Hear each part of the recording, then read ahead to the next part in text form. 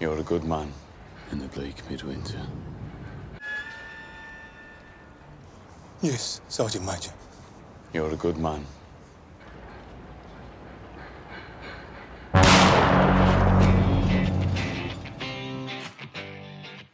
Cerita akan berfokus pada Thomas Shelby. Pada scene awal, memperlihatkan sosok Thomas Shelby yang sedang meminta bantuan peramal dari Janice agar kudanya nanti bisa memenangkan lomba pacuan kuda.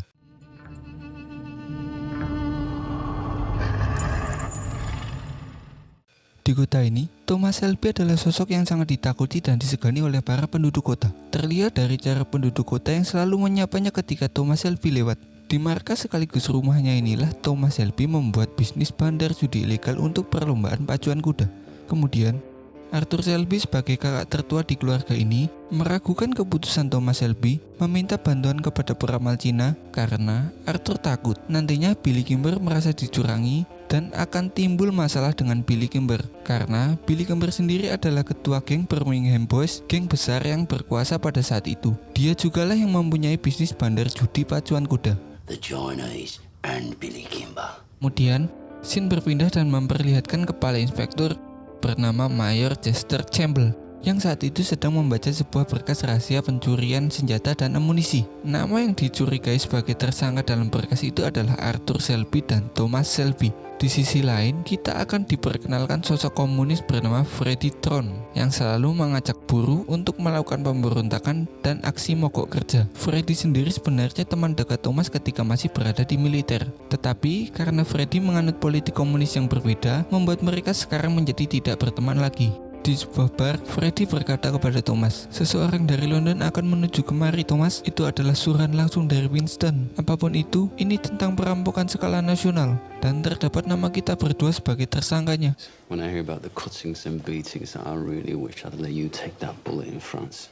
Di tengah-tengah obrolan mereka, datanglah Danny, seorang mantan anggota militer yang mengalami trauma karena kejadian perang di Prancis saat bersama Thomas dan Freddy. Namun ada satu kejadian yang membuatnya mengalami gangguan jiwa. Di rumah, Arthur terlihat cemas karena mengetahui kepala inspektur Campbell merekrut orang Irlandia untuk membersihkan kota dan takut bisnis keluarga Shelby akan terganggu. Karena memang pada saat itu, di kota Birmingham, penyiksaan, pemerkosaan, dan kekerasan itu seperti hal wajar. Di sisi lain, Bibi Polly mengajak Thomas ke gereja untuk sebuah pengakuan karena Bibi Polly merasa curiga jika Thomaslah yang mencuri senjata dan amunisi. Thomas menjelaskan bahwa sebenarnya rencana dia menyuruh anak buahnya mencuri 4 sepeda motor, tapi karena anak buahnya mabuk, jadi mereka tidak sengaja mengambil peti milik pabrik senjata BSA. Seketika Bibi Polly terkejut dan marah karena kini geng Peaky Blinders menjadi buronan polisi. Bibi Polly meminta membuang peti bersama senapan tersebut agar bisa ditemukan polisi, tapi Thomas tidak bisa melakukannya sekarang dan dia meminta waktu 3 hari untuk memikirkan keputusannya. 3 days until it wanes.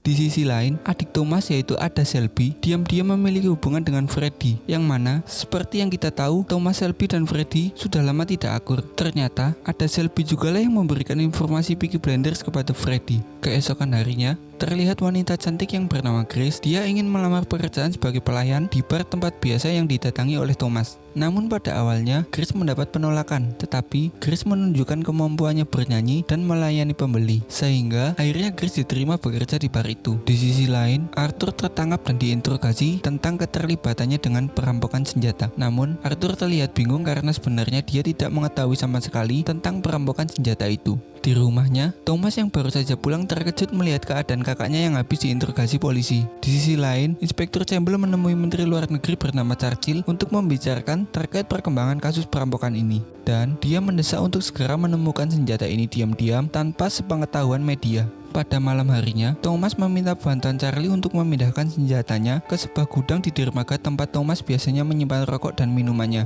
Di sini Charlie Strong, sahabat Thomas, berkata, "Apa kau sudah gila, Thomas? Aku ini sahabatmu. Aku selalu mengawasimu seperti seorang ayah. Ini hanya akan membawa petaka bagimu, Thomas." See in the streets. They've sent a fucking army to find these. Keesokan paginya, Grace, wanita pelayan bar, menemui Inspektur Campbell di museum seni. Dan ternyata Grace adalah suruhan dari Inspektur Campbell untuk mendapatkan informasi tentang Thomas Shelby. Kembali kepada Thomas. Di sini Thomas sedang merencanakan kematian palsu kepada Danny karena pada suatu hari Danny menghilangkan nyawa seorang pria Italia dan keluarganya ingin menuntut balas atas itu. Di sini, Thomas sengaja merekayasa kematian Danny dan mengirim Danny ke London karena Thomas memiliki tugas untuknya di sana. Di rumahnya, Arthur menghampiri Thomas dan mengatakan bahwa kuda yang waktu itu memenangkan pertandingan lomba pacuan kuda. Namun sebenarnya rencana Thomas adalah setelah kuda itu memenangkan 2 kali pertandingan, semua orang akan percaya pada kuda itu dan orang akan bertaruh lebih besar. Tapi di pertandingan selanjutnya, kuda itu akan sengaja dikalahkan. Yang jelas, nantinya akan membuat marah bandar-bandar besar. Dan episode 1 season 1 tamat. Inilah Peaky Blinders episode 2 season 1. Pada siang hari, Thomas dan ketiga saudaranya berniat pergi ke pekan raya di suatu daerah. Namun, di tengah perjalanan, Thomas berhenti untuk menemui Johnny Dog yang merupakan anggota keluarga geng Lee. Mereka melakukan kesepakatan dengan melakukan toss koin. Johnny boleh mencoba mengendarai mobil jika Thomas menang, dan Thomas akan mendapatkan kuda putih. Namun, di tengah-tengah itu, seorang keluarga Lee menyebut ibu Thomas seorang pelacur, yang membuat Shelby bersaudara murka dan mengajar ketiga orang itu. Yeah, but his mother's a diddy-coy whore.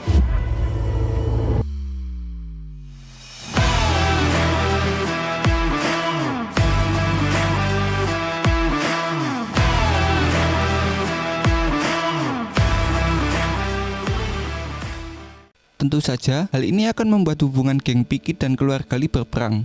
Sedikit informasi, geng Peaky ini memiliki ciri khas memakai topi newsboy cap, dan di sela-sela lipatan topi itu terdapat silet yang digunakan sebagai senjata khas mereka. Dia melakukan penggeledahan ke rumah warga untuk mencari petunjuk di mana letak senjata yang dirampok itu. Alih-alih menggeledah, polisi justru mengobrak-abrik rumah para warga. Salah satu warga yang rumahnya digeledah adalah rumahnya Freddy. Di sana, Inspektur Campbell menemukan kertas resep obat milik Alda Shelby. Karena panik, Freddy memutuskan untuk menitipkan Ada ke rumah temannya, sementara Freddy memutuskan untuk kabur dari kota. Setelah kembali dari pekan raya, Thomas yang melihat daerah kekuasaannya diobrak-abrik, dia berinisiatif meminta maaf dan memberikan sejumlah uang untuk ganti rugi.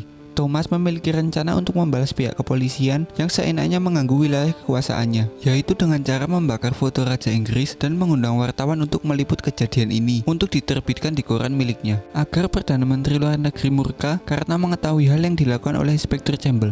Benar saja, tidak butuh waktu lama, Menteri Luar Negeri langsung menelpon Campbell untuk memperingati agar menyelesaikan masalah yang dia buat sebelum masalahnya menyebar melalui media. Pada pagi harinya, Ada Shelby bertemu dengan Bibi Polly di ruang makan. Bibi Polly mencurigai gerak-gerik Ada yang seperti sedang hamil. Bibi Polly yang yakin akan hal itu, segera memeriksakan Ada Shelby. Benar saja, hal yang dikhawatirkan Bibi Polly ternyata benar. Bibi Polly menanyakan kepada Ada, "Siapa laki-laki itu, Ada? Apa dia akan menikahimu?" Ada Shelby menjawab, "Aku tidak tahu di mana dia sekarang. Jika aku memberitahumu siapa laki-laki itu, pasti Bibi Polly akan bilang ke Thomas, dan Thomas akan membunuhnya. Dia juga sudah berjanji padaku akan kembali, Bibi. Tapi semua lelaki berkata begitu, Ada," balas Bibi Polly. Yeah, but they all say they'll come back. Di sisi lain, Thomas memeriksa kuda putih yang dia bawa dari keluarga Lee kemarin. Sesampainya di sana, Charlie memberikan kiriman peluru bertuliskan namanya dari keluarga Lee. Hal itu menjadi pertanda bahwa kini keluarga Lee telah menyatakan perang melawan geng Peaky. Charlie berkata, "Kerja bagus, Thomas, tapi pantaskah berseteru dengan keluarga Lee? Aku hanya menyampaikannya, Thomas." Pernyataan perang dari keluarga Lee. But is he worth falling out with the Lee family over? Sesampainya di rumah, Bibi Polly memberitahu Thomas tentang kehamilan Ada. Mendengar hal itu, Thomas lalu marah besar. Karena apapun yang terjadi, Thomas tidak akan merestui hubungan mereka berdua.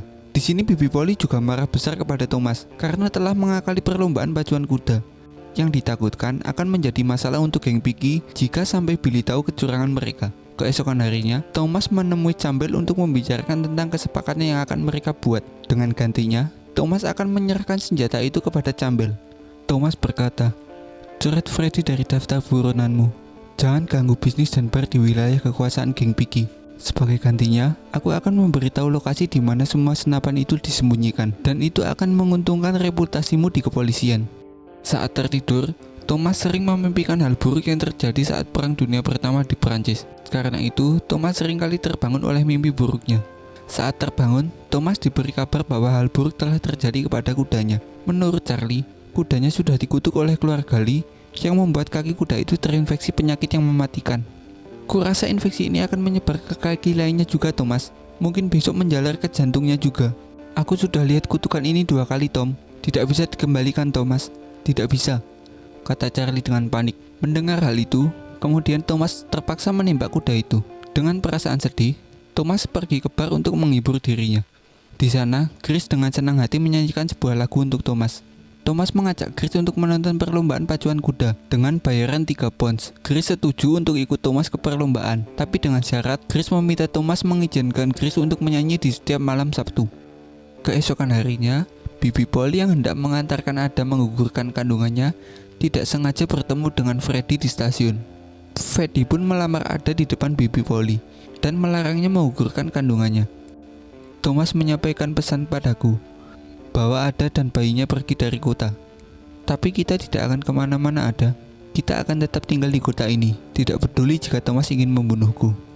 Saat Thomas dan anggota lainnya berkumpul di bar, mereka didatangi oleh geng Billy. Billy marah kepada Thomas karena telah mencurangi perlombaan pacuan kuda.